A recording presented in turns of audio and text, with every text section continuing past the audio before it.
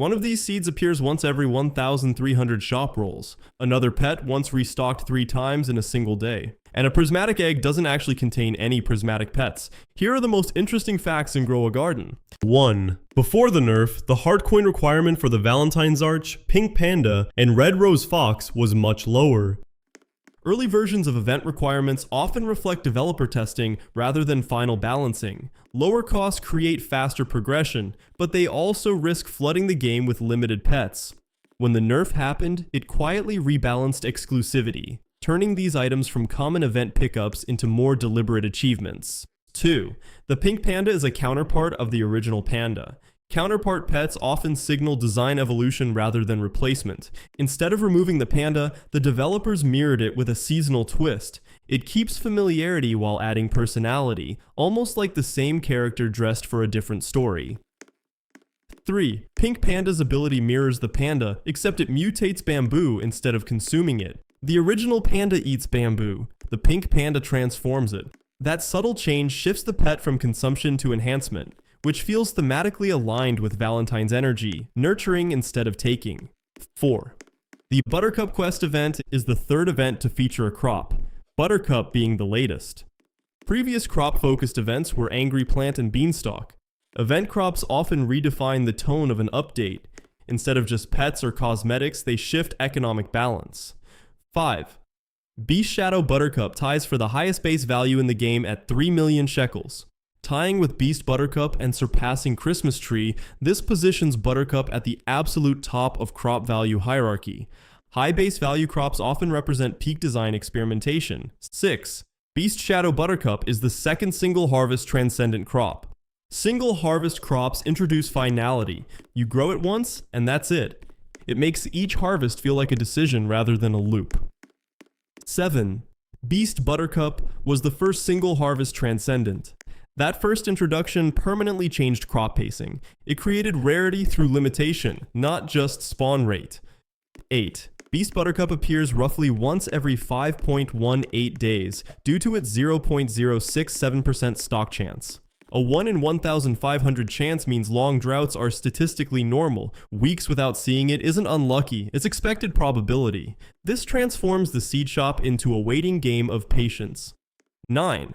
Beast Buttercup can be obtained from the seed shop and Buttercup chest. Having 2 obtainment paths subtly increases accessibility without destroying rarity. 10. Beast Buttercup first stocked February 1st, 2026 at 5:30 a.m. UTC. Exact timestamps become historical markers in community memory. Rare seed first appearances feel like calendar events. 11. It restocked 3 times on February 3rd, making it the second transcendent to do so in one day. Multiple restocks in a single day always feel surreal. It temporarily compresses what should be rare into a brief window of abundance.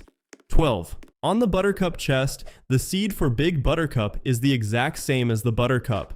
Visual reuse often hides mechanical difference. It's a reminder that models don't always reflect tier or power. 13. Pink Bunny is the 5th lagomorph pet in the game. With Bagel Bunny, Black Bunny, and Snow Bunny preceding it, rabbits have become a recurring archetype. 14. In real life, buttercups are toxic to rabbits. Despite Grow a Garden depicting them safely, real buttercups contain ranunculin, which converts to a toxic compound when crushed. This real-world contrast is fascinating. Game logic overrides biology. 15. Pink Bunny did get stuck on Ready after using its ability. Ability lock bugs often create phantom cooldown states. Visually ready, mechanically frozen. 16. There was a bug where players couldn't sell Pink Bunny at Steven's stall, only at Raphael's. Shop-specific logic inconsistencies reveal how NPC stalls operate on separate scripts rather than universal code. 17. Pink Bunny sells for 0 shekels, like several other pets. Zero-value pets blur the line between economy and novelty. They're function first, not sell first. 18. Blue Whale is the second pet capable of summoning weather, the first being the Yeti. Weather-changing pets don't just affect crops, they affect the environment itself. 19. Blue Whale is one of the largest pets in the game. Scale effects presence. Large pets dominate visual space, making them feel legendary. 20. Blue whale has the second highest hunger stat, behind Wendigo. Hunger stats often reflect theme. Whales in real life consume massive quantities daily. Translating that into game mechanics maintains realism. 21. Before pizza, spaghetti was required to craft Golden Pig. Crafting recipe swaps usually reflect balancing adjustments or thematic changes. 22. Golden Piggy starts at 0.1 XP per second per gold ingot and caps at 0.2 XP per second. Incremental scaling keeps progression predictable. 23. The maximum XP per second for Golden Piggy is 35 XP per second. Reaching that cap requires optimization. 24. Coal tiers were replaced with treats, toys, and sprinklers. This marked a systemic overhaul, shifting from raw material tiers to interactive tools, and to be more specific, common coal, rare coal, legendary coal, and divine coal were removed and replaced with small treat, small toy, medium toy, large toy, advanced sprinkler, and godly sprinkler. 25. Cockatrice and silver dragonfly maximize magpie rewards. Both convert plants into silver states, which amplifies gear yield. 26. Silver monkeys, giant ants, and red giant ants further increase outcomes. Stacking duplication and refund mechanics compounds results. 27. Cockatrice turns multiple plants silver every approximately 16 minutes. Batch silvering creates wave-style optimization. 28. Silver dragonfly turns one plant silver every 8 minutes. 29. Silver monkey refunds fruit when selling. Refund loops bend the economy slightly in the player's favor. 30. Giant ant duplicates fruit on harvest. Duplication mechanics always shift balance subtly but significantly. 31. Magpie is the best pet for farming gears, yielding up to 12. Outperforming Pancake Mole and Hex Serpent makes it a meta-defining pet. 32. Bearded Dragon's old ability consumed divine plants to produce eggs.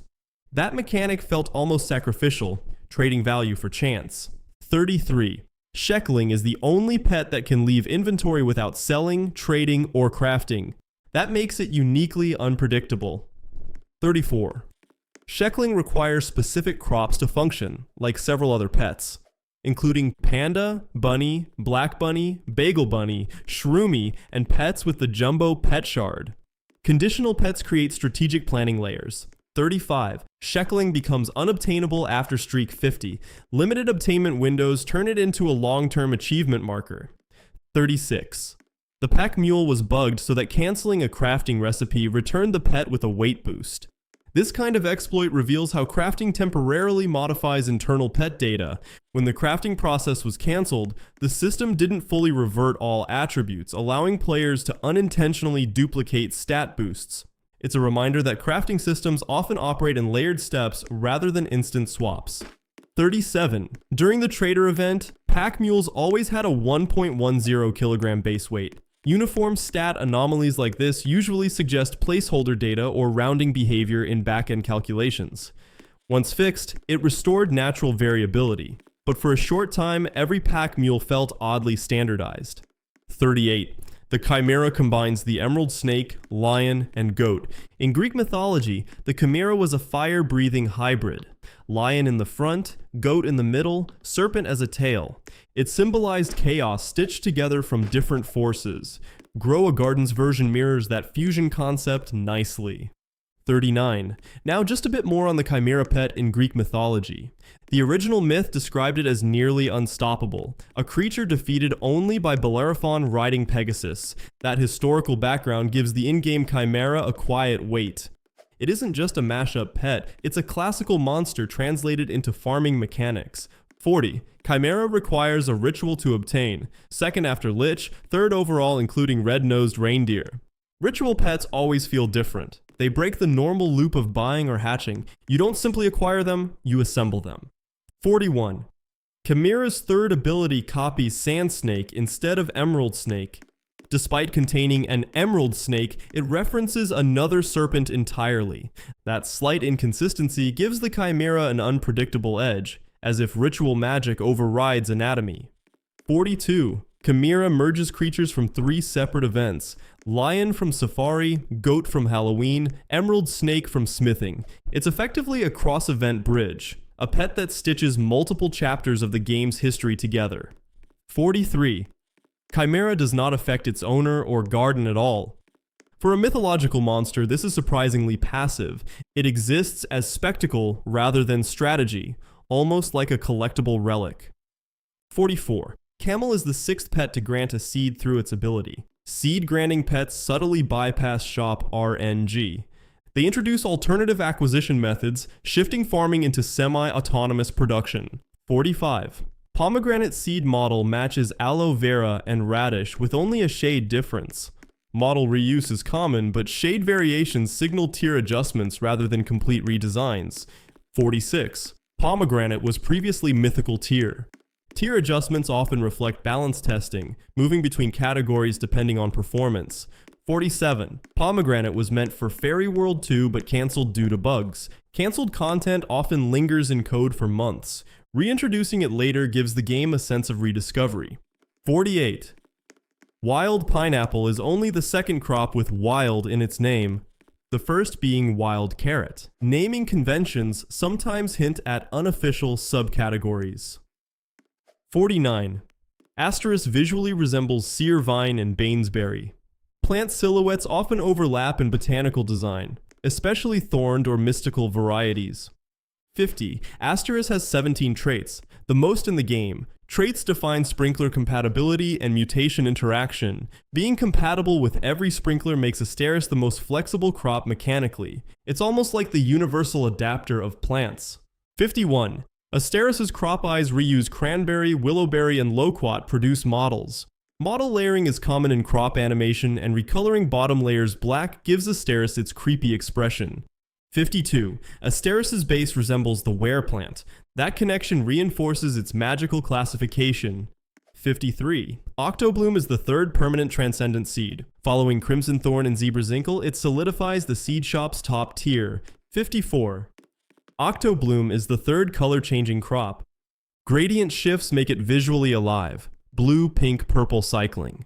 55.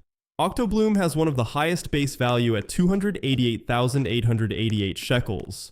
During December, the Christmas tree surpasses it at 500,000.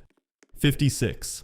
Octobloom is one of the rarest seed shop seed at 0.08%, which is 1 in 1,300. Statistically, once every approximately 4.34 days, but randomness rarely behaves neatly. 57. Octobloom is the 8th transcendent crop, possibly referencing Octo. Octo, meaning 8, aligns almost too perfectly.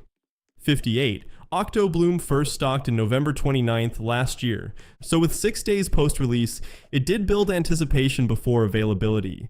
59.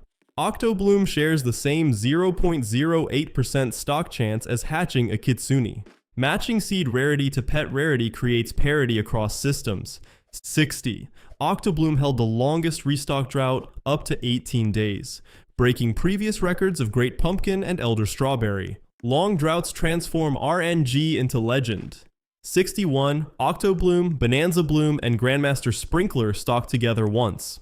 January the 10th this year was definitely one of the luckiest shop rolls.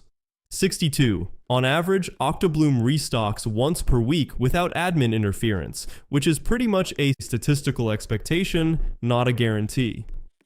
63. Larger Octoblooms spread their tentacles wider. Size scaling subtly alters plant silhouette. 64. Gem Egg is the first prismatic egg. Prismatic tier for eggs introduced a new visual classification. 65. Despite being prismatic, it contained no prismatic pets, a rarity mismatch that surprises many players. 66. Each pet in Gem Egg is named after a gemstone: topaz snail, amethyst beetle, emerald snake, sapphire macaw, diamond panther, ruby squid. Gemstone naming reinforces the precious theme. 67. Gem Egg was the first egg with particle effects. Visual particle systems elevate it from simple item to spectacle.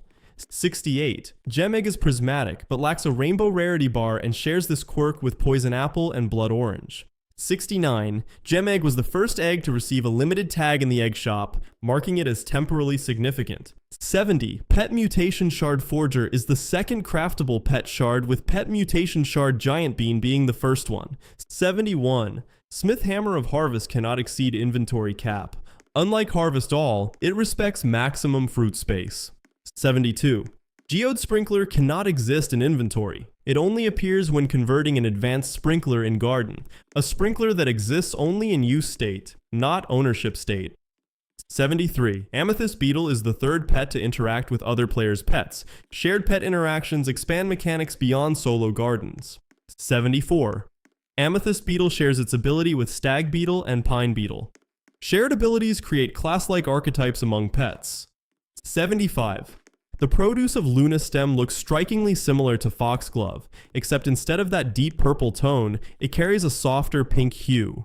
In real life, Foxglove is known for its tall, elegant blooms and is historically associated with both beauty and danger. It contains compounds that were used in early heart medications, but it's also toxic if handled incorrectly. That dual nature, beautiful but powerful, fits surprisingly well with how event crops in Grow a Garden often feel rare and slightly mystical. With Luna Stem being one of the few event crops to return gives it a kind of resilience. It wasn't just a one-time appearance. It came back, which subtly elevates its status from temporary novelty to recurring part of the world. 76. Hollow Bamboo is the 6th bamboo variant added to the game, following Bamboo, Benboo, Boneboo, Lucky Bamboo, and Bamboo Tree. Bamboo in Grow a Garden already has its own micro-category, each variation slightly adjusting shape, function, or theme. Hollow Bamboo continues that lineage but stands out visually. 77. Hollow Bamboo's vertical growth changes the silhouette of a garden. It creates height contrast rather than spread, which makes it feel structurally different even if mechanically it behaves similarly. 78. Its produce also resembles Lucky Bamboo, which reinforces the idea that it belongs to the same botanical family, just altered slightly. In real life, bamboo is one of the fastest growing plants in the world, sometimes growing nearly a meter in a single day under ideal conditions. That vertical emphasis feels unintentionally aligned with that real-world trait. And that's the full breakdown. Thanks for watching.